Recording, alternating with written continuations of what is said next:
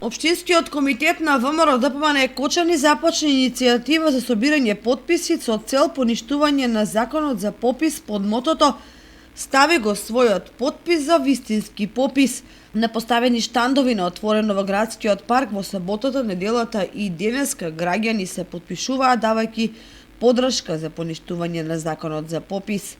ВМРО ДПМН организира граѓанска иницијатива за собирање потписи против пописот што е предвиден во наредниот период. Ние како политичка партија имаме многу аргументи што да кажеме зошто тој попис кој го планираат СДС заедно со ДУИ ќе биде нелегален и воопшто нема да ги представува вистинските бројки како статистичка операција. Сигурно знаете дека уште во самиот момент законот за тој попис го изиграа по скратена постапка и го искористи европското знаменце за да тој попис се донесе како процедура во државата. Исто така, ние имаме голема забелешка и за тој така наречен двоен потпис, со кој имаме сомнеш за вистинските бројки и за вистинското резидентно население кој го има во Република Македонија.